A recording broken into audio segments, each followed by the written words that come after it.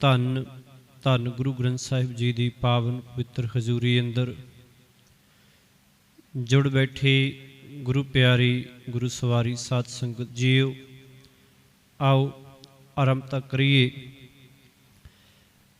ਪਾਵਨ ਅੰਕ 70 ਦੇ ਉੱਤੋਂ ਧੰਨ ਗੁਰੂ ਅਰਜਨ ਸਾਹਿਬ ਪਾਤਸ਼ਾਹ ਜੀ ਦੀ ਪਾਵਨ ਬਾਣੀ ਅਸ਼ਟਪਦੀਆਂ ਦੇ ਰੂਪ ਵਿੱਚ ਆਰੰਭ ਹੋ ਰਹੀ ਹੈ। ਫਤਿਹ ਪ੍ਰਵਾਨ ਗੁਰੂ ਜੀ। ਵਾਹਿਗੁਰੂ ਜੀ ਕਾ ਖਾਲਸਾ, ਵਾਹਿਗੁਰੂ ਜੀ ਕੀ ਫਤਿਹ। ਸ੍ਰੀ ਰਾਗ ਮਹਿਲਾ ਪੰਜਵਾਂ।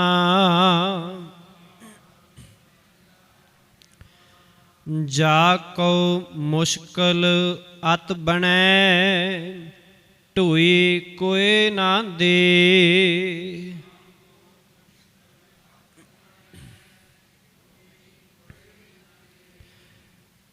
ਧੰਨ ਗੁਰੂ ਅਰਜਨ ਸਾਹਿਬ ਪਾਤਸ਼ਾਹ ਜੀ ਦੀ ਸ੍ਰੀ ਰਾਗ ਦੇ ਅੰਦਰ ਇਹ ਪਹਿਲੀ ਅਸ਼ਟਪਦੀ ਹੈ।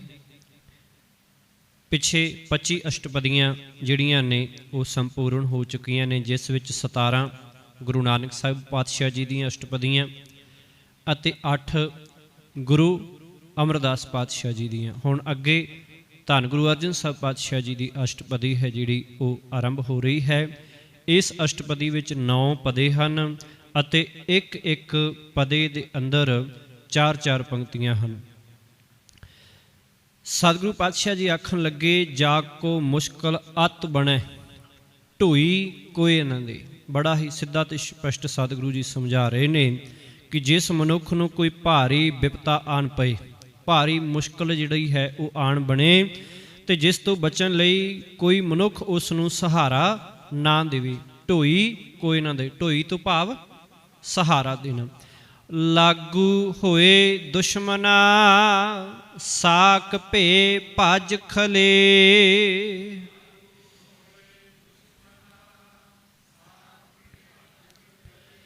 ਸਤਿਗੁਰੂ ਪਾਤਸ਼ਾਹ ਜੀ ਹੁਣ ਇੱਥੇ ਵੇਖੋ ਕਿ ਆਪਾਂ ਬਹੁਤੀ ਵਾਰ ਆਮ ਬੋਲੀ ਦੇ ਵਿੱਚ ਆਪਾਂ ਕਹਿੰਦੇ ਕਿ ਜਿਹੜਾ ਉਹਦੇ ਨਾਲ ਖਲੋਣ ਵਾਲੇ ਸੀ ਉਹ ਬੰਦੇ ਵੀ ਭੱਜ ਗਏ, ਪਰ ਇੱਥੇ ਵੇਖੋ ਭੱਜ ਖਲੇ ਇਹ ਸ਼ਬਦ ਹੈ ਤੁਹਾਨੂੰ ਜਿਹੜਾ ਉਹ ਬਾਰਡਰ ਏਰੀਏ ਦੇ ਵਿੱਚ ਜਿਹੜਾ ਹੈ ਉਹ ਹਬੋਰ ਆਦਿ ਇੱਧਰਲੇ ਪਾਸੇ ਜਿਹੜਾ ਉਹ ਫਿਰੋਜ਼ਪੁਰ ਦਾ ਜਿਹੜਾ ਹੈਗਾ ਇਸ ਤੋਂ ਅਤੇ ਪਾਕਿਸਤਾਨ ਦੇ ਵਿੱਚ ਜਿਹੜਾ ਇਹ ਸ਼ਬਦ ਮਿਲ ਜਾਏਗਾ ਕਿ ਭੱਜ ਖਲੇ।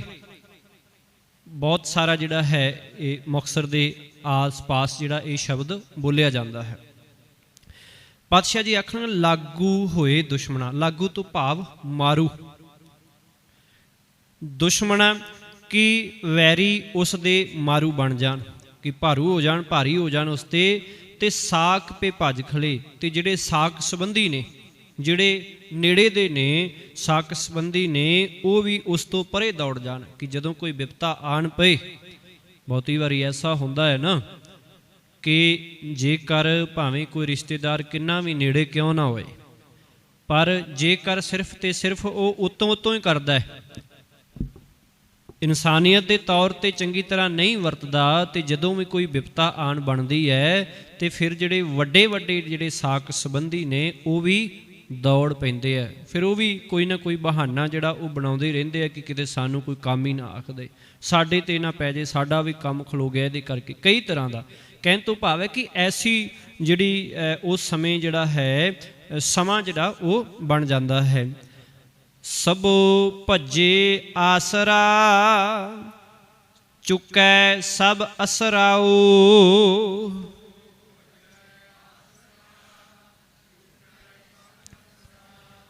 ਸਤਿਗੁਰੂ ਪਾਤਸ਼ਾਹ ਜੀ ਆਖਣ ਲੱਗੇ, ਸਭੋ ਭੱਜੈ ਆਸਰਾ, ਕਿ ਜਦੋਂ ਫਿਰ ਸਾਰੇ ਆਸਰੇ ਖਤਮ ਹੋ ਜਾਣ, ਭੱਜ ਜਾਣ, ਭਾਵ ਕੋਈ ਸਹਾਰਾ ਨਾ ਹੋਵੇ। ਸਭੋ ਭੱਜੈ ਆਸਰਾ, ਚੁੱਕੈ ਸਭ ਅਸਰਾਓ। ਅਤੇ ਅਸਰਾਓ ਤੋਂ ਭਾਵ ਵੀ ਆਸਰਾ ਹੈ, ਇਹਦਾ ਅਰਥ ਵੀ ਸਹਾਰਾ ਹੈ ਕਿ ਹਰੇਕ ਤਰ੍ਹਾਂ ਦਾ ਸਹਾਰਾ ਜਦੋਂ ਮੁੱਕ ਜਾਏ, ਖਤਮ ਹੋ ਜਾਏ। ਚਿੱਤ ਆਵੈ ਉਸ ਪਾਰ ਬ੍ਰਹਮ, ਲੱਗੈ ਨਾ ਤਤੀ ਵਾਓ।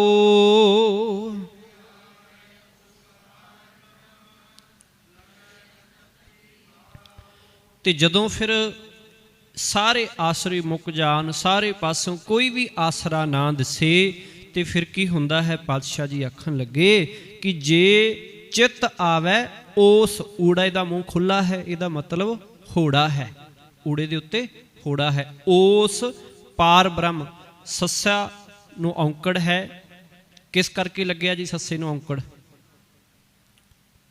पार ब्रह्म दे करके। जे कि पार ब्रह्म कि मालक परमेश्वर पार ब्रह्म तो एक ही है, एक वचन पुलिंग है, ਉਹਨੂੰ ਔਂਕੜ है, तो इस करके नाल उस नूं भी जिहड़ा ਉਹ ਔਂਕੜ आया होया कि भाव कि उस दा संबंध पार ब्रह्म के शब्द दे नाल है।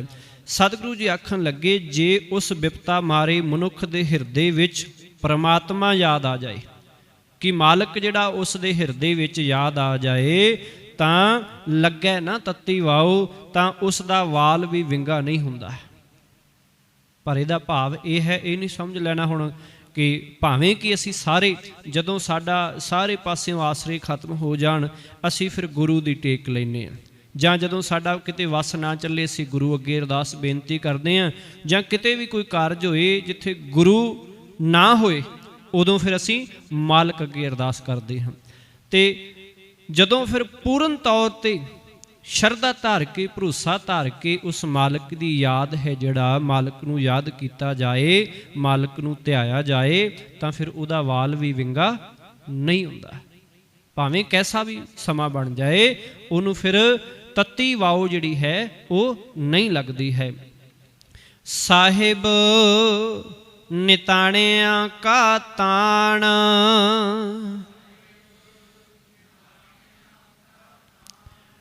निताणे का अर्थ की है? हाँ जी, थोड़ा उच्ची, जिहदा कोई जिन्हों कोई आसरा ना होए, भाव निमाणा जिहड़ा कमजोर होए, जिन्हों किसी का सहारा ना होए, कि मालक निताणिया का ताण, निताणा जिहदे कोल तान नहीं है, ते मालक ओहदा की है? तान। आपां जपजी साहिब दे विच आपां पढ़ के ना, गावै को तान होवै किसै तान, कि जे बल होए तो फिर ही कोई गा सकता तैनूं, भाव कि कोई गाउंदा है अपने बल दे नाल। इसे तरह इत्थे साहिब कि वो जिहड़ा मालक प्रभु है वो कमजोरां दा सहारा है, जिन्हां कोल बल नहीं है उन्हां दी वो ताकत है, उन्हां दा बल है। आए ना जाई थिर सदा, गुर शब्दी सच जान रहाओ।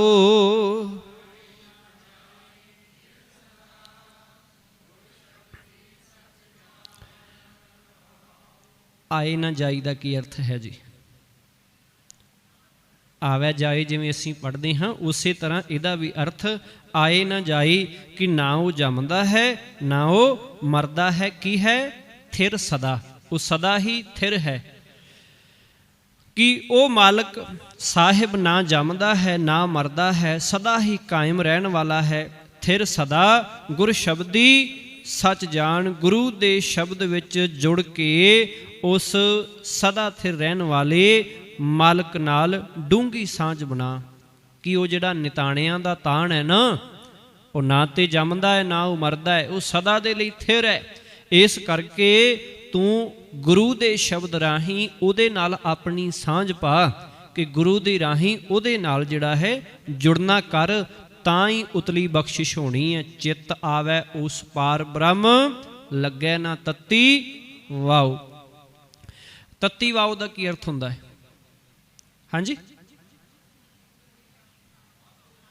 बहुत ज़्यादा दुख होना, बहुत ज़्यादा दुख होना। कहने का भाव कि किसी प्रकार की कोई विपता नेड़े ना आनी, लगे ना तत्ती वाओ, कि नेड़े कोई तत्ती वार नहीं लगनी। कहने तो भाव है कि वह सहारा मालक वो आप बन जाता है, उन्होंने फिर कुछ नहीं होंदा, भावें कैसा भी समा बन जाए। जे को होवै दुबला नंग भुख की पीर,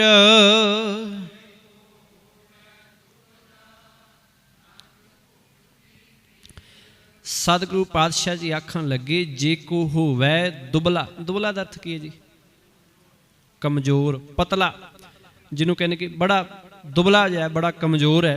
नंग भुख की पीर, सतगुरु जी आखणगे पीर तो भाव पीर नहीं, जिहड़ा जो इस्लाम के अंदर मन्निया जाता है, पीर तो भाव पीड़, दर्द, दुख। कि जे कोई मनुख अजिहा कमज़ोर हो जाए कि भुख नंग दा दुख उसनूं हर वेले खांदा ही रहे, कि कोई सहारा ही ना हो, इन्ना ही कमज़ोर हो जाए कि वो अपनी भुख भी ना मिटा सके। भुख अते दुख दा जिहड़ा है, भुख नंग दा दुख ही उन्होंने हर वेले खांदा रहे, कि इन्ना ज़्यादा है जिहड़ा वो कमज़ोर होवे।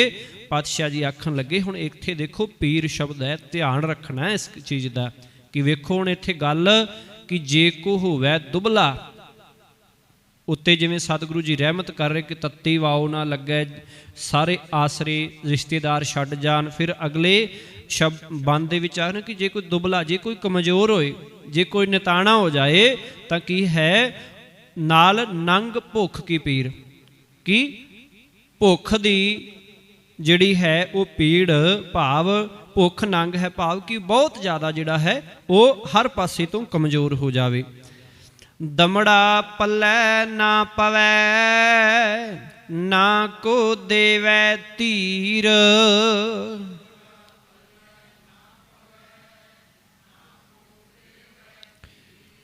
धीर दा अर्थ की है जी? हौसला, धीरज, तरवास। पातशाह जी आखन लगे दमड़ा, दमड़ा दा अर्थ पैसा, कि दमड़ा पल्लै ना पवै, कि जे उस दे पल्ले पैसा ना होवे, भाव कोई धन पदार्थ उहदे कोल ना होवे, इन्ना ही ज़्यादा वो भुख नंग दे नाल जिहड़ा है दुखी होवे। ना को देवै धीर, ना ही कोई मनुख उसनूं हौसला देवे।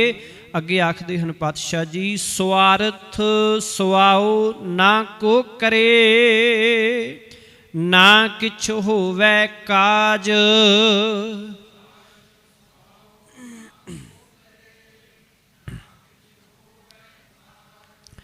पातशाह जी आखन लगे स्वार्थ सुआओ ना को करे, कि स्वार्थ तो भाव अपनी गरज, सुआओ तो भाव स्वार्थ मनोरथ। पातशाह जी आखन लगे कि जे उस दे पल्ले पैसा ना पवे, ना होवे उहदे कोल, कोई मनुख उसनूं हौसला भी ना देवे, कोई मनुख उसदी लोड़ गरज पूरी ना करे, कि उहदा जो स्वार्थ भाव कि जो उहदी लोड़ है, गरज है, वो पूरी ना करे।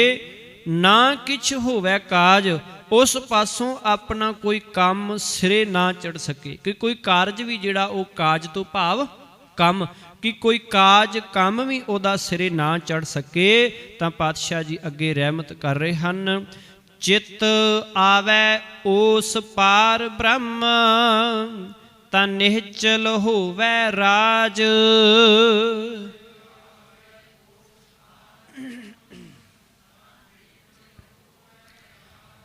निहचल का की अर्थ है जी? आपां परसों दे दीवान अंदर जिहड़ी विचार कीती सी, निहचल टिकिया होया, ना चलण वाला, सदा थिर।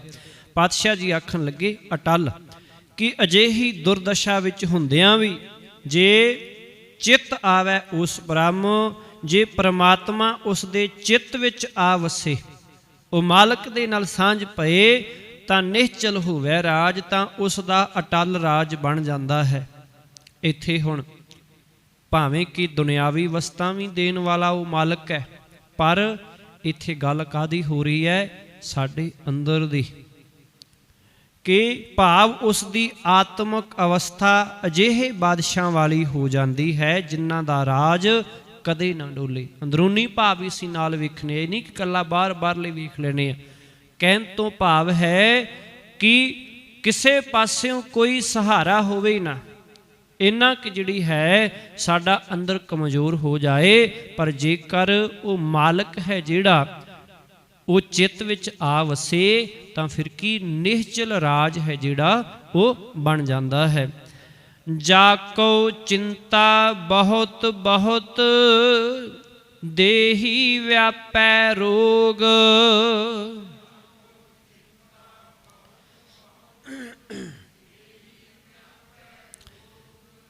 कि जिस मनुख नूं हर वेले बड़ी चिंता बनी रहे, बहुत बहुत चिंता, बहुत बहुत की बड़ी चिंता बनी रहे, देही व्यापै रोग, ਤੇ ਜਿਸ ਦੇ ਸਰੀਰ ਨੂੰ ਕੋਈ ਨਾ ਕੋਈ ਰੋਗ ਜਿਹੜਾ ਹੈ ਗ੍ਰਸੀ ਰੱਖੇ, ਕਿ ਕੋਈ ਨਾ ਕੋਈ ਰੋਗ ਹੈ ਆਤਮਿਕ ਤੌਰ ਤੇ ਸਰੀਰਕ ਤੌਰ ਤੇ ਜਿਹੜਾ ਹੈ ਉਹ ਵਿਆਪਿਆ ਹੀ ਰਹੇ, ਲੱਗਿਆ ਹੀ ਰਹੇ। ਗ੍ਰਸਤ ਕੁਟੰਬ ਪਲੇਟਿਆ, ਕਦੇ ਹਰਖ ਕਦੇ ਸੋਗ।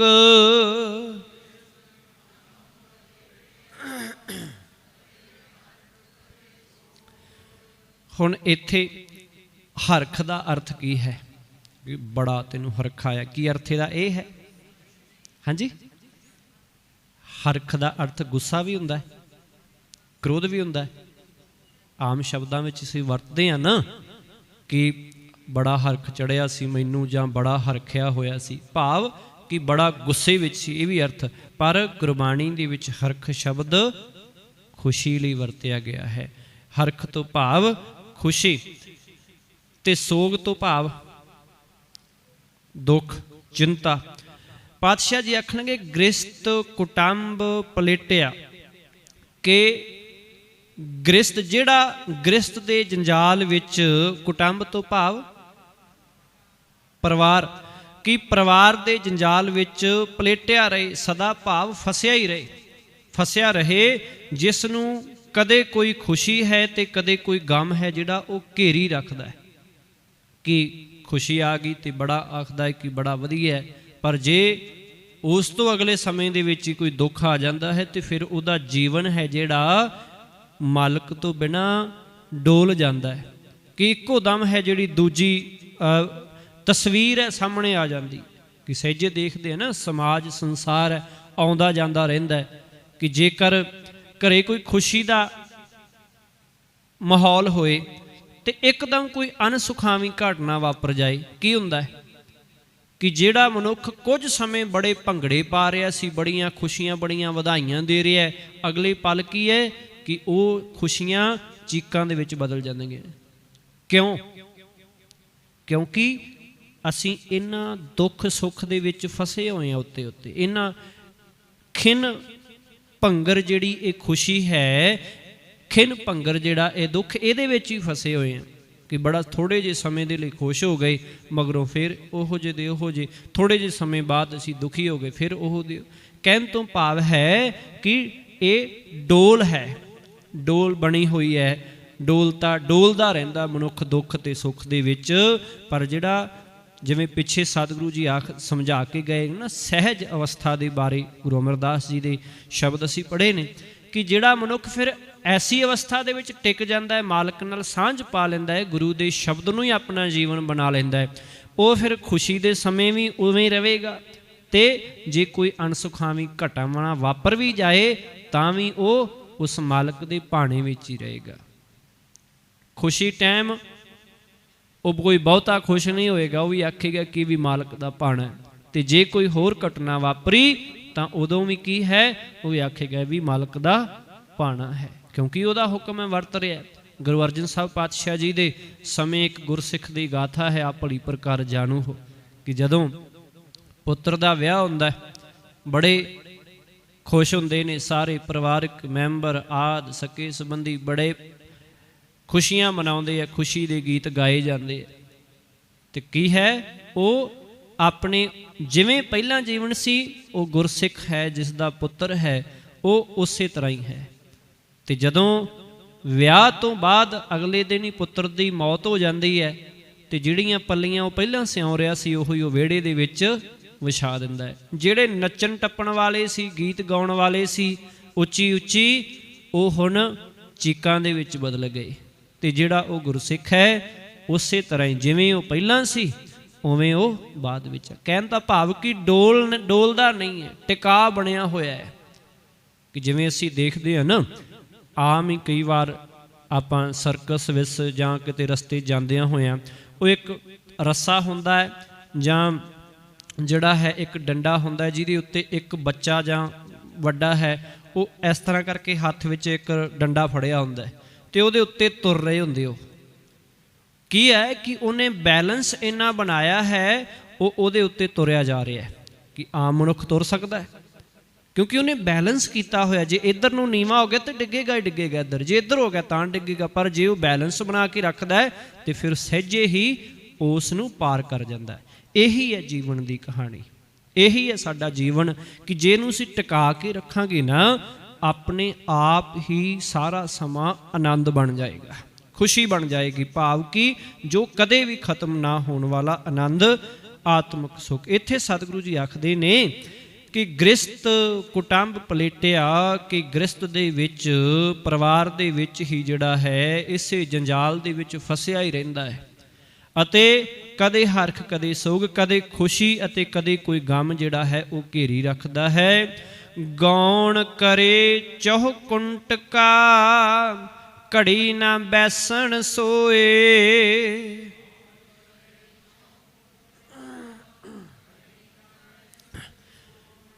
गौण करे चौह कुंटका, चौह कुंट तो भाव भाव सारी धरती दे उत्ते, ते गौण करन तो भाव भ्रमण करे कि गमन करके आए कि जेड़ा मनुख सारी धरती उत्ते इस तरह भटकदा फिरदा है कि उस नूं घड़ी भर बहना भी नसीब नहीं हुंदा। कि 24 घंटे बस ये है कि जे रात नूं शरीर सौ गया, मन फिर भी भज्जा फिरदा है। कि सवेर तो मनुख उठता है, भावें कि किरतकार करनी है, पर ऐसा भी नहीं कि हमेशा ही विकारां दे अधीन होकर के भज्जे फिरना, दौड़े फिरना, अपने शरीर की सुध बुद्धि भुला लेनी है। जिस कारज दे लई उस मालिक ने देही बख्शी है वो जिहड़ा है भुला ही देना। ऐसा भी नहीं सतगुरु जी आख रहे। कहन तो भाव है गौन करे कि तुरिया ही फिरदा धरती दे उत्ते, किते इधर नूं भज्जिया जा रहा, किते इधर नूं भज्जिया जा रहा, किते इधर नूं भज्जिया जा रहा है। की है घड़ी ना बैसन सोए, उस नूं घड़ी भर भी बहना नसीब नहीं हुंदा। आम तौर ते असीं देखदे आ ना कि पिंडां दे विच तां मिल जांदा समा बैठण दा, पर शहर दे विच जदों असीं ज़्यादातर वेखदे हां कि एक आ रहा दूजा जा रहा है, कि सवेरे ही हर कोई जॉब लई निकलदा है, भावें कि किरत है, पर बहुती वार की है मनुख अपने कारजां दे विच ही भज्जिया फिरदा है, अपना जो निजी जीवन है उहनूं पछाणदा ही नहीं। कई बार बच्चे है जिहड़े वो अपने माँ प्यो नूं टाइम ही नहीं दे पाउंदे। बजुर्ग वो घरां दे विच बैठे हुंदे, इकल्ले बच्चे बाहर हुंदे, किते उत्थे किते उत्थे। की है कि भटकदे फिरदे, तुरे फिरदे, भावें कि किरतकार करनी है, पर बहुती वार माया दे अधीन हो करके भावें घर आ भी जाण वापस, पर बहुती वार चलो जी अपने कमरे दे विच गए। अज तां समां ही कुछ अजिहा हो गया, कोल बैठा होवे बंदा बहुत दूर है कि फोन दे विच ही वड़िया रहिंदा, बस वड़िया उहदे विच वड़ गया। रिश्तेदार विच भी किते चले जाओ ना, बस 2-4 मिनट बाद हाल चाल, हाँ जी ठीक है जी, किद्दां काम कर, इन्नियां क गल्लां होणगीआं, बस उस तों बाद कोई गल आउंदी नहीं। बस उदों कढ़िया जाऊगा फोन, चलो जी जिहदे घर गए वो अपने ते लग जांदा ते जिहड़ा गया वो अपने ते लग जांदा। ऐसा ही है ना, क्योंकि असीं किते ना किते ये जिहड़ी नेड़ता है फोनां दे राहीं ज़्यादा कर लई। बहुतियां गल्लां असीं लगभग करते रहने हैं, पर भावें ना भी कीतियां होण ते सानूं गल्लां आउंदियां ही नहीं, क्योंकि असीं ये सोचना ही छड्डता कि असीं करना कहना की, गल की करनी। खैर ये अपना विशा नहीं है, शब्द है पातशाह जी का वडेरा है। आपां अगे चलना करिए। सतगुरु जी आखन लगे गौन करे चौह कुंटका, घड़ी ना बैसन सोए। की भटकदा ही फिरदा रहिंदा सारे पासे, ते घड़ी वास्ते भी इनू बैठण दा समा नसीब नहीं हुंदा। चित आवे उस पार ब्रह्म, तन मन शीतल होए।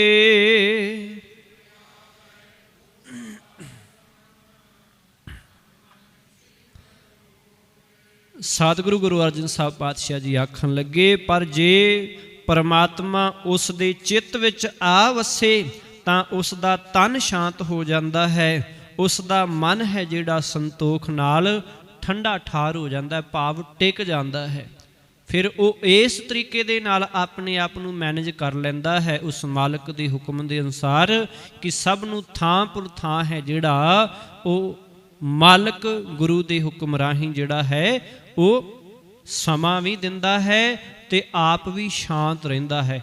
ये नहीं हुंदा कि घरे 2 मिनट लेट हो गया तो बनया होया प्रशादा भी छड्ड के चला जाएगा। भाव टिका बन जाता है, शांत हो जाता है, टिक जाता है अपने अंदर दे विच। काम क्रोध मोह वस किया, किरपन लोभ प्यार।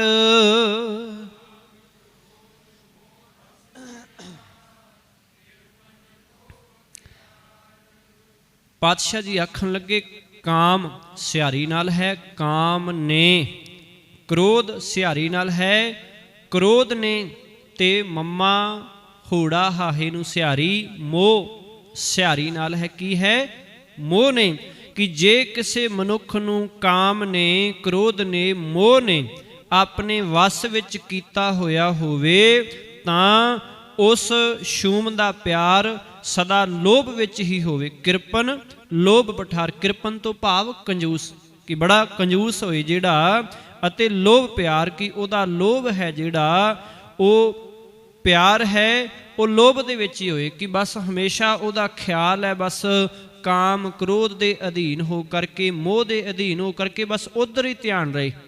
वो भावें किते मर्जी बैठा होवे, उहदा ध्यान उधर ही रहे। कि जिवें असीं आपां पिछलेरे समय अंदर उदाहरण साझी कीती सी ना, कि तरखान है वो लक्कड़ नूं वेख के उहदा सोचेगा ही कि इहदा बनेगा की। जे वो घर जाएगा तो जाके पहलां वेखेगा कि किने की बनाया, किवें बनाया, इहदे विच चंगा की कीता ते गलती की है। ध्यान इत्थे ही होएगा उहदा बहुती वार, क्योंकि उहदा काम ओह है, उहदा उहदे नाल ही प्रेम है। इसे तरह कि जिस मनुख जिहड़ा मनुख फिर काम क्रोध ते मोह दे विच फसिया हुंदा है, वो फिर हमेशा ही वो लोभ दे मोह दे विच ही जिहड़ा है वो फसिया रहिंदा है। अते चारे किल विख उन अग किए, होआ असुर संघार।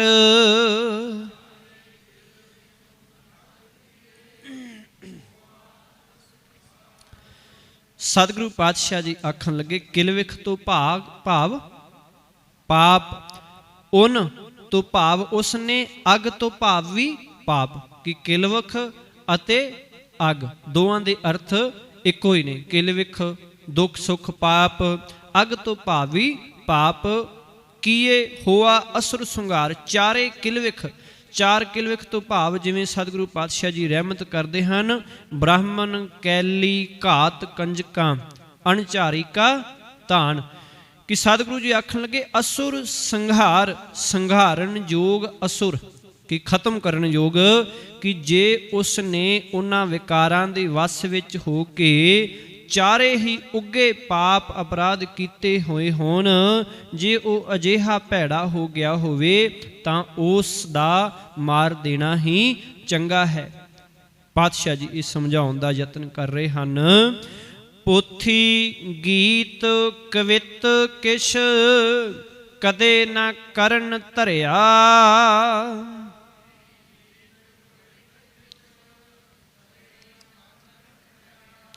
हुण इत्थे गल हो रही है सुनन दी, ते करन दा अर्थ की होएगा? कंन भाव सिहारी नाल है, की हो जाएगा अर्थ? कंन विच। कि सतगुरु पातशाह जी आखन लगे कि जे उसने कदे भी कोई धर्म पुस्तक, कोई धर्म गीत, कोई धार्मिक कविता जिहड़ी है सुनी ना होवे तां की है? चित आवे ओस पार ब्रह्म, ता निमुख सिमरत तरिया।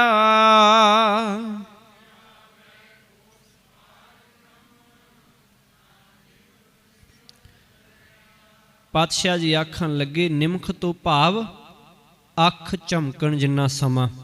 कि पर जे परमात्मा उस दे चित्त विच आ वसे तां निमख सिमरत तरिया, तां वो अख दे फोर जितने समय लई ही प्रभु दा सिमरन करके इन्हां सारे विकारां दे समुंदर तो पार लंघ जांदा है। कि आखां जीवां विसरै मर जाऊं। कि जदों फिर अख दे फोर जिन्ने, कि अख झमकण जिन्ने, निमख जिन्ने समय वास्ते भी मालक उहदे चित्त विच आ जाए ना, ते वो इन्हां सारे विकार पाप ਇਹ ਚਾਰੇ ਔਗਣ ਆਦ ਅਪਰਾਧ ਨੇ ਸਾਰਿਆਂ ਤੋਂ ਮੁਕਤ ਹੋ ਜਾਂਦਾ ਹੈ, ਉੱਚਾ ਉੱਠ ਜਾਂਦਾ ਹੈ, ਪਰਾਂ ਹੋ ਜਾਂਦਾ ਹੈ। ਸ਼ਾਸਤ ਸਿਮਰਿਤ ਵੇਦ ਚਾਰ ਮੁਖਾਗਰ ਵਿਚਰੇ।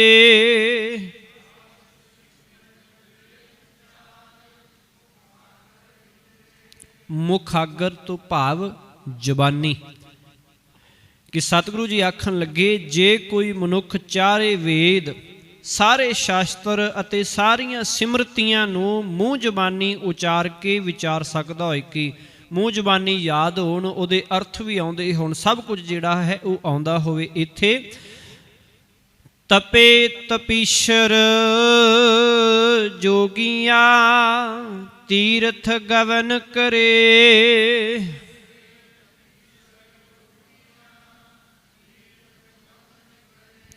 ਕਿ ਫਿਰ ਉਹ ਵੱਡੇ ਵੱਡੇ ਤਪੀਆਂ, ਤਪੇ ਤਪੀਸ਼ਰ ਅਤੇ ਜੋਗੀਆਂ ਵਾਂਗ ਹਰੇਕ ਤੀਰਥ ਉੱਤੇ ਜਾਂਦਾ ਹੋਵੇ। ਖਟ ਕਰਮਾਂ ਤੇ ਦੁੱਗਣੇ ਪੂਜਾ ਕਰਤਾ ਨਾਏ।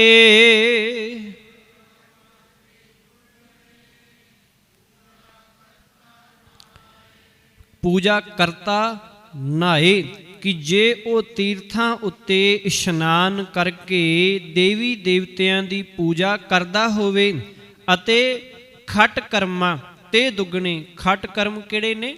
ਜਿਹੜੇ ਮੰਨੇ ਪ੍ਰਮੰਨੇ ਹੋਏ 6 ਕਰਮ ਨੇ।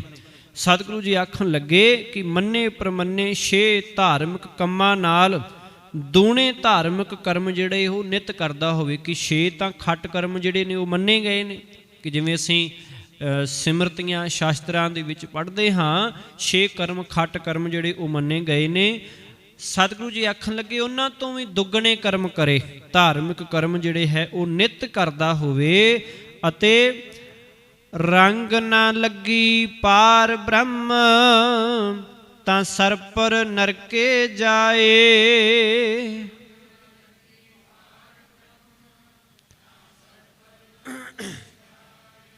ਸਰਪਰ ਤਾਂ ਸਰਪਰ ਨਰਕੇ ਜਾਏ। ਸਰਪਰ ਤੋਂ ਭਾਵ ਜ਼ਰੂਰ, ਪੱਕਾ ਹੀ, ਕਿ ਪਰ ਜੇ ਪ੍ਰਮਾਤਮਾ ਦੇ ਚਰਨਾਂ ਦਾ ਪਿਆਰ ਉਸ ਦੇ ਅੰਦਰ ਨਹੀਂ, ਰੰਗ ਤੋਂ ਭਾਵ ਕਿ ਪ੍ਰੇਮ ਪਿਆਰ ਮਾਲਕ ਦੇ ਚਰਨਾਂ ਦਾ ਉਹਨੂੰ ਨਹੀਂ ਲੱਗਿਆ, ਉਹਦੇ ਅੰਦਰ ਨਹੀਂ ਹੈ, ਤਾਂ ਸਰਪਰ ਨਰਕੇ ਜਾਏ। ਤਾਂ ਉਹ ਜ਼ਰੂਰ ਹੀ ਨਰਕ ਵਿੱਚ ਹੀ ਜਾਂਦਾ ਹੈ, ਕਿ ਉਹਨੂੰ ਨਰਕ ਹੀ ਨਸੀਬ ਹੁੰਦਾ ਹੈ। ਕਿ ਜਿਹੜਾ ਮਾਲਕ ਦੇ ਹੁਕਮ ਵਿੱਚ, ਭਾਣੇ ਵਿੱਚ ਨਹੀਂ ਰਹਿੰਦਾ, ਉਹ ਫਿਰ ਜ਼ਰੂਰ ਹੀ ਨਰਕ ਵਿੱਚ ਪੈਂਦਾ, ਉਹਦੇ ਵਾਸਤੇ ਹੋਰ ਕੋਈ ਸਥਾਨ ਹੀ ਨਹੀਂ ਹੈ।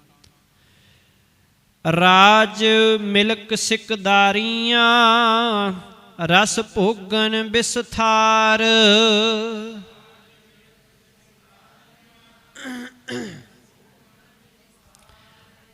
ਰਾਜ ਮਿਲਕ ਤੋਂ ਭਾਵ ਮਿਲਕ ਜ਼ਮੀਨ, ਭਾਵ ਮੁਲਕ ਆਦਿ।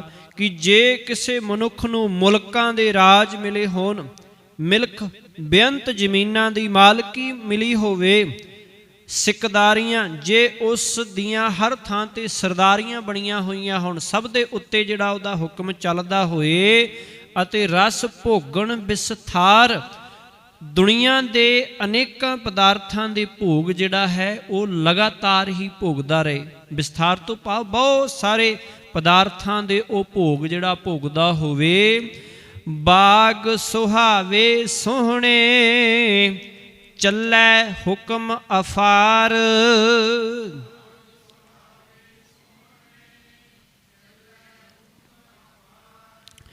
ਕੀ ਹੈ ਅਫਾਰ ਤੋਂ ਭਾਵ? ਆਪਾਂ ਇਸ ਸ਼ਬਦ ਦਾ ਪਹਿਲਾਂ ਅਰਥ ਕਰ ਚੁੱਕੇ ਹਾਂ। ਅਫਾਰ ਕਿ ਜਿਹੜਾ ਕਹਿੰਦੇ ਕਿ ਬੜਾ ਆਫਰਿਆ ਹੋਇਆ। ਕੀ ਅਰਥ ਹੁੰਦਾ? ਕਿ ਉਹਦਾ ਬਹੁਤ ਆਫਰਿਆ ਹੋਇਆ ਬੰਦਾ, ਹੰਕਾਰੀ। ਕਿ ਭਾਵ ਕਿ ਜਿਹਨੂੰ ਬੜਾ ਹੰਕਾਰ, ਆਫਰੇ ਹੋਏ ਦਾ, ਹੰਕਾਰੀ ਦਾ। ਕਿ ਬਾਗ ਸੁਹਾਵੇ ਤੋਂ ਭਾਵ ਸੋਹਣੇ। ਕਿ ਉਸ ਦੇ ਪਾਸ, ਜੇਕਰ ਉਸ ਦੇ ਪਾਸ ਬਾਗ ਸੁਹਾਵੇ, ਸੋਹਣੇ ਸੁੰਦਰ ਸੋਹਣੇ ਬਾਗ ਹੋਣ, ਚੱਲੈ ਹੁਕਮ ਅਫਾਰ। ਤੇ ਜੇ ਇਹਨਾਂ ਸਾਰੇ ਪਦਾਰਥਾਂ ਦੀ ਮਲਕੀਅਤ ਦੇ ਕਾਰਨ, ਮਾਲਕੀ ਦੇ ਕਰਕੇ उस हंकारी होए दा हुक्म हर कोई मनदा होवे, कि सारे ਉਹਦਾ ਹੁਕਮ ਜਿਹੜਾ ਹੈ ਮੰਨਦੇ ਹੋਣ। ਜਿਵੇਂ ਪਿੱਛੇ ਸਤਿਗੁਰੂ ਨੇ ਪਿਛਲੀਆਂ ਵੀ 2 ਪੰਕਤੀਆਂ ਦੇ ਵਿੱਚ ਰਹਿਮਤ ਕੀਤੀ ਹੈ, ਪਿਛਲੀ ਪੰਕਤੀ ਦੇ ਵਿੱਚ, ਕਿ ਸਾਰੇ ਉਹਦੇ ਹੁਕਮ ਨੂੰ ਮੰਨਦੇ ਹੋਣ। ਉਹ ਬੜਾ ਹੰਕਾਰੀ ਹੋਵੇ।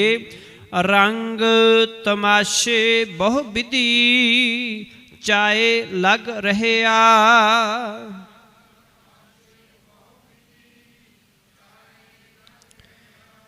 ਚਾਏ ਤੋਂ ਭਾਵ ਚਾਅ ਵਿੱਚ, कि सतगुरु जी आखन लगे रंग तमाशे बहु विधि।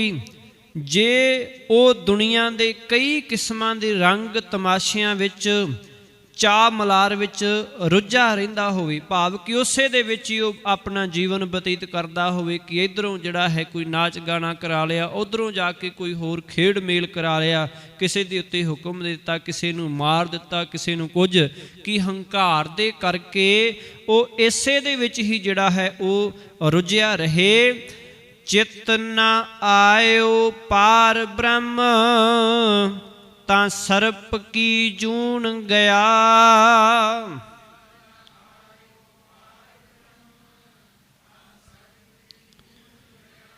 पातशाह जी वेखो फिर हुण किवें समझा रहे। आखन लगे चित ना आयो पार ब्रह्म, पर जे परमात्मा उस दे चित्त विच कदे ना आया होवे, कि इन्नी मालकी होण दे करके, धन पदार्थ आद होण दे करके वो जिहड़ा मालक नूं भुल्ला ही बैठा होया होवे, कदे याद ही ना कीता होवे, बड़ा हंकारी बन गया होवे, तां सतगुरु जी आखन लगे सर्प की जून गया। तां उस नूं सप दी जून विच गया समझो, कि वो सप वांग ही है उहदा जीवन, कदे इधर तुरया जांदा, कदे इधर नूं, कदे इधर नूं, बस वो हमेशा ही अंदर ਜ਼ਹਿਰ रूप हंकार दे नाल सदा है जिहड़ा वो भटकदा ही रहिंदा है, किते भी उहनूं टका है वो नहीं बनदा। भाव सप वर्गा जीवन ही उहदा जिहड़ा है, समझ लो कि वो सप दी जून ही जिहड़ा है वो जी रहा है। बहुत तनाड़ आचारवंत शोभा निर्मल रीत।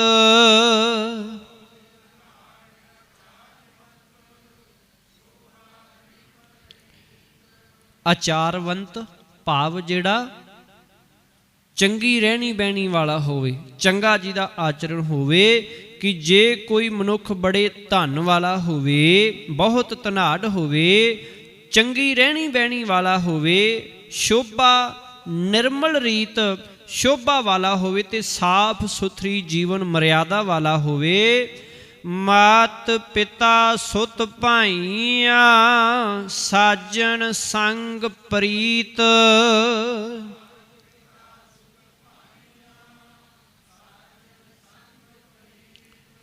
सुत का अर्थ की है जी?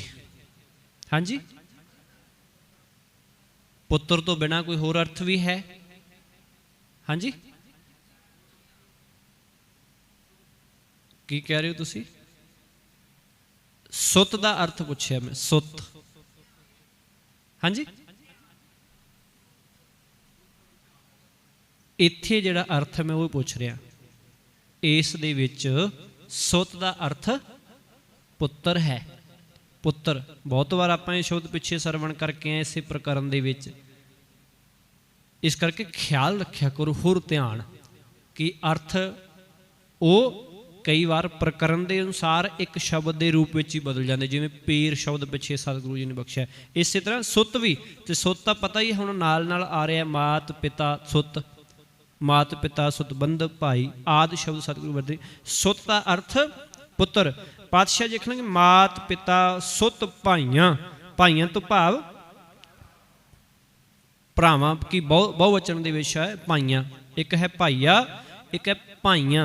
इत्थे बहुवचन भरावां दी गल हो रही है, भरा भी शब्द बहुवचन दे लई वरतिया जांदा है, भरा एक वचन दे लई वरतिया जांदा है, कि वो दो भरा ने, बहुवचन हो गया ना, ज़्यादा हो गया एक दो, ਉਹਦਾ एक भरा है ਜਾਂ ਉਹਦਾ भरा है, की हो गया एक वचन। भरा शब्द है ਉਹਦਾ कई बार सानू पता नहीं लगता, वो पिछले शब्द दसेगा ਉਹਦਾ कि वो भरा एक वचन है कि बहुवचन। पर इत्थे जे आपां दी अर्थ करांगे भाव भरावां, सुत दा अर्थ की होएगा?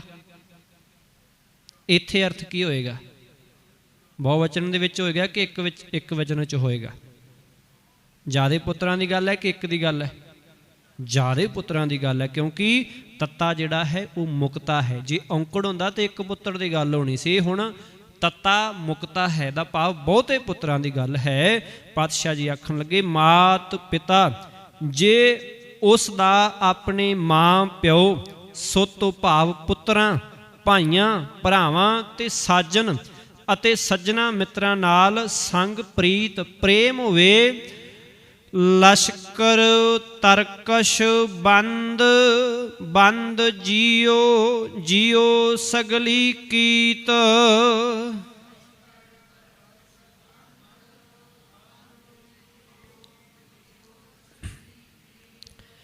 ਪਾਤਸ਼ਾਹ ਜੀ ਆਖਣ ਲੱਗੇ ਲਸ਼ਕਰ ਤਰਕਸ਼ ਬੰਦ ਜੀਓ ਜੀਓ ਸਗਲੀ ਕੀਤ।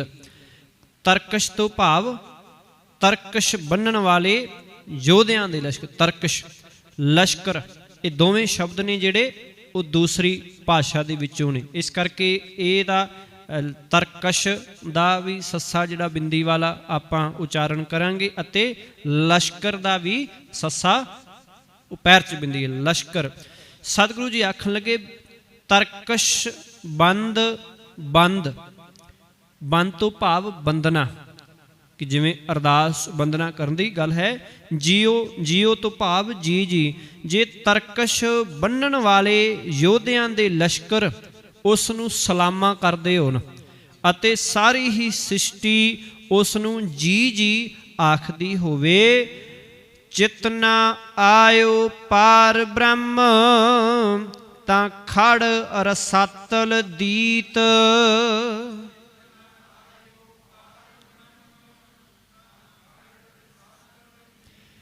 ਆਖਣ ਲੱਗੇ ਜੇ ਉਹ ਐਸਾ ਮਨੁੱਖ ਵੀ ਹੋਏ, ਜਿਵੇਂ ਪਿਛਲੀਆਂ 3 ਪੰਕਤੀਆਂ ਦੇ ਵਿੱਚ ਸਤਿਗੁਰੂ ਜੀ ਨੇ ਦੱਸਿਆ ਹੈ ਕਿ ਜੇਕਰ ਪ੍ਰਮਾਤਮਾ ਉਸ ਦੇ ਚਿੱਤ ਵਿੱਚ ਨਹੀਂ ਆਉਂਦਾ, ਨਹੀਂ ਵਸਦਾ, ਤਾਂ ਉਹ ਆਖਰ ਲਿਜਾ ਕੇ ਨਰਕ ਵਿੱਚ ਹੀ ਪਾਇਆ ਜਾਂਦਾ ਹੈ। ਰਸਾਤਲ ਦੀਤ ਭਾਵ ਕਿ ਉਹਨੂੰ ਨਰਕ ਦੇ ਵਿੱਚ ਹੀ ਜਿਹੜਾ ਹੈ, ਰਸਾਤਲ ਵਿੱਚ ਨਰਕ ਵਿੱਚ ਹੀ ਸੁੱਟਿਆ ਜਾਂਦਾ, ਪਾਇਆ ਜਾਂਦਾ ਹੈ।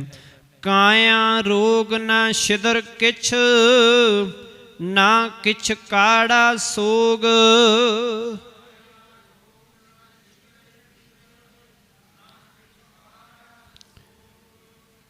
ਛਿਦਰ ਤੋਂ ਭਾਵ ਨੁਕਸ ਛੇਕ ਐਬ ਤੇ ਕਾੜਾ ਤੋਂ ਭਾਵ ਫਿਕਰ ਚਿੰਤਾ। ਸਤਿਗੁਰੂ ਜੀ ਆਖਣ ਲੱਗੇ ਜੇ ਕਿਸੇ ਮਨੁੱਖ ਦੇ ਸਰੀਰ ਨੂੰ ਕਦੇ ਕੋਈ ਰੋਗ ਨਾ ਲੱਗਾ ਹੋਵੇ, ਕਾਇਆ ਰੋਗ ਨਾ ਛਿਦਰ ਕਿਛ, ਕੋਈ ਰੋਗ ਨਾ ਲੱਗਾ ਹੋਵੇ, ਕਿਸੇ ਤਰ੍ਹਾਂ ਦੀ ਕੋਈ ਤਕਲੀਫ ਨਾ ਆਈ ਹੋਵੇ, ਕਿ ਛਿਦਰ ਕਿਛ ਛਿਦਰ ਤੋਂ ਭਾਵ ਕਿ ਕੋਈ ਛੇਕ ਨੁਕਸ ਐਬ ਨਾ ਆਈ ਹੋਵੇ, ਅਤੇ ਨਾ ਕਿਛ ਕਾੜਾ ਸੋਗ ਅਤੇ ਕਿਸੇ ਤਰ੍ਹਾਂ ਦੀ ਕੋਈ ਚਿੰਤਾ ਫਿਕਰ ਉਸ ਨੂੰ ਨਾ ਹੋਵੇ।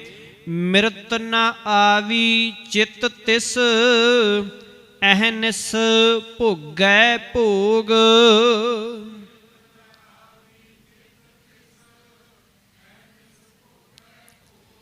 ਮਿਰਤ ਤੋਂ ਭਾਵ ਮੌਤ, ਕਿ ਮਿਰਤ ਨਾ ਆਵੀ ਚਿਤ ਤਿਸ। ਕੀ ਅਰਥ ਹੋ ਗਿਆ ਜੀ?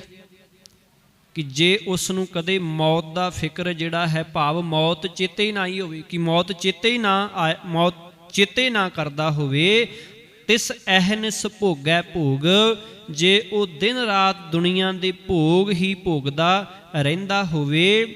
ਸਭ ਕਿਛ ਕੀਤੋ ਨ ਆਪਣਾ ਜੀ ਨਾ ਸ਼ੰਕ ਧਰਿਆ।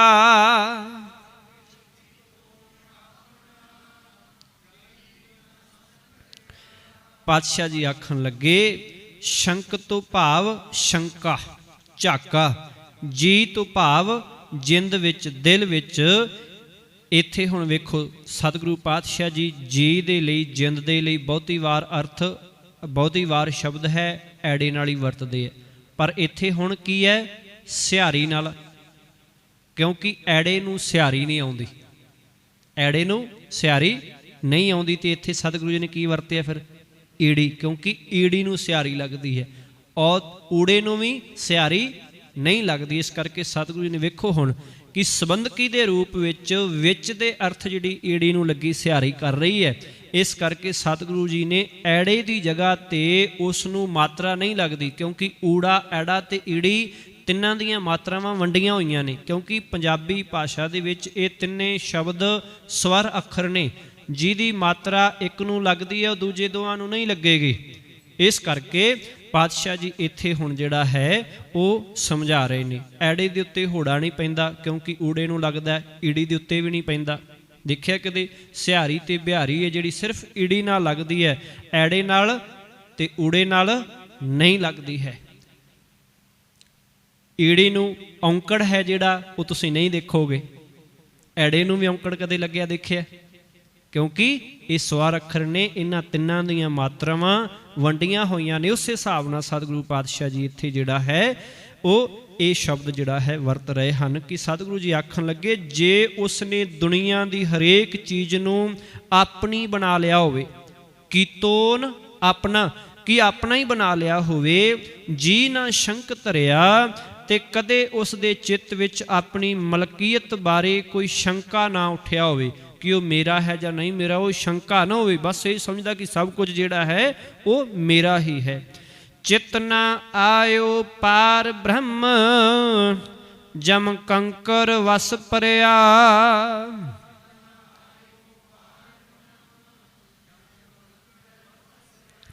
जम कंकर, कंकर तो भाव नौकर, किंकर कि सतगुरु जी आखन लगे पर जे परमात्मा उस दे चित्त विच कदे नहीं आया तां वो अंत दूतां दे वस, जम दे दूतां दे वस जिहड़ा है वो पैंदा है। किरपा करे जिस पार ब्रह्म होवे साधु संग,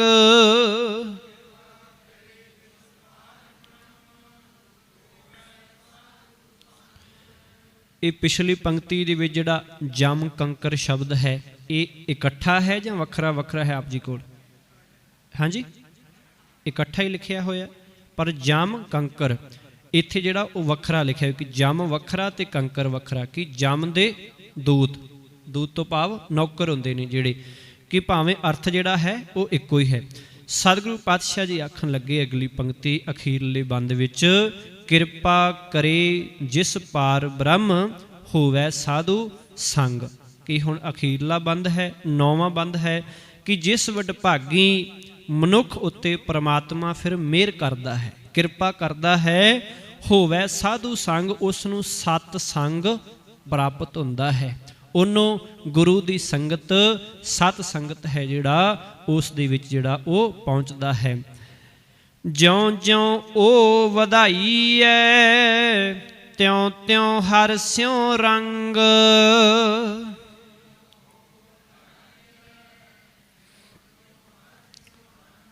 हुण सारे जानते हैं कि एक कुदरती नियम है कि जिवें जिवें जिहड़ी संगत दे विच बैठा जाए उवें उहदा रंग ज़्यादा चढ़ता है।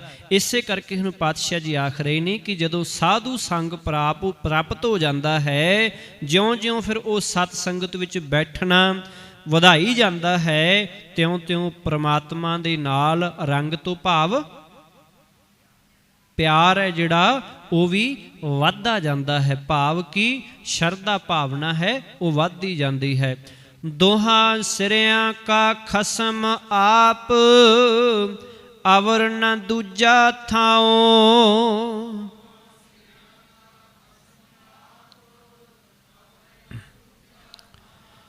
पातशाह जी आखन लगे दोहां सिरियां का खसम आप, कि पर दुनिया दा मोह अते प्रभु चरनां दा प्यार इन्हां दोहां पासियां दा मालक परमात्मा आप ही है, कि माया वाले पासे दा भी वही मालक है ते अपने चरनां दे विच जोड़न वाले पासे दा मालक भी वही आप है, कि दोवां पासियां दा आप ही मालक है अते किसे नूं माया दे मोह विच पाई रखदा है अते किसे नूं अपने चरनां दा प्यार बख्शदा है।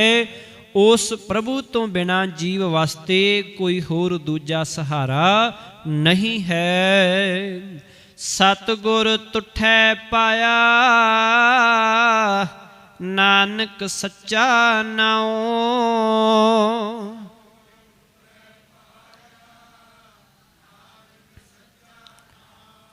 ਤੁਠੈ ਤੋਂ ਭਾਵ ਖੁਸ਼ ਹੁੰਦਾ ਹੈ, ਜਦੋਂ ਤੁਠ ਪੈਂਦਾ ਹੈ, ਪ੍ਰਸੰਨ ਹੋ ਜਾਂਦਾ ਹੈ ਕਿ ਹੇ ਨਾਨਕ ਜਦੋਂ ਪ੍ਰਭੂ ਦੀ ਮਿਹਰ ਹੋਵੇ ਤਾਂ ਉਹ ਗੁਰੂ ਮਿਲਾਉਂਦਾ ਹੈ। ਸਤਿਗੁਰ ਤੁਠੈ ਪਾਇਆ ਅਤੇ ਗੁਰੂ ਦੇ ਪ੍ਰਸੰਨ ਹੋਇਆਂ ਸਦਾ ਸਥਿਰ ਰਹਿਣ ਵਾਲੇ ਮਾਲਕ ਦਾ ਨਾਮ ਫਿਰ ਪ੍ਰਾਪਤ ਹੋ ਜਾਂਦਾ ਹੈ। ਸੱਚਾ ਨਾਉ ਉਹਦੀ ਪ੍ਰਾਪਤੀ ਜਿਹੜੀ ਹੋ ਜਾਂਦੀ ਹੈ। ਸਤਿਗੁਰੂ ਜੀ ਰਹਿਮਤ ਕਰਨ ਕਿ ਅਸੀਂ ਵੀ ਜਿਵੇਂ ਸਤਿਗੁਰੂ ਪਾਤਸ਼ਾਹ ਜੀ ਅੱਜ ਬੜੇ ਹੀ ਲੰਬੇਰੇ ਸ਼ਬਦ ਦੇ ਰਾਹੀਂ ਜ਼ਿੰਦਗੀ ਦੀ ਇੱਕ ਇੱਕ ਗੱਲ ਅਤੇ ਬੜੇ ਹੀ ਵੱਡੇ ਤਰੀਕੇ ਦੇ ਨਾਲ ਜਿਹੜਾ ਉਹ ਸਮਝਾਇਆ ਹੈ। ਕਾਸ਼ ਸਾਡੇ ਵੀ ਸਮਝ ਵਿੱਚ ਇਹ ਆ ਜਾਵੇ, ਪ੍ਰੇਮ ਬਣ ਜਾਏ, ਅਸੀਂ ਵੀ ਦੁਨੀਆ ਦੇ ਕਾਰਜ ਕਿਰਤਕਾਰ ਕਰਦਿਆਂ ਹੋਇਆਂ ਮਾਲਕ ਨੂੰ ਚਿੱਤ ਵਿੱਚ ਜਿਹੜਾ ਹੈ ਉਹ ਰੱਖਣਾ ਕਰੀਏ। ਸੋ ਹੋਈਆਂ ਭੁੱਲਾਂ ਦੀ ਖਿਮਾ। ਫਤਿਹ ਪ੍ਰਵਾਨ ਕਰੂ ਜੀ। ਵਾਹਿਗੁਰੂ ਜੀ ਕਾ ਖਾਲਸਾ, ਵਾਹਿਗੁਰੂ ਜੀ ਕੀ ਫਤਿਹ।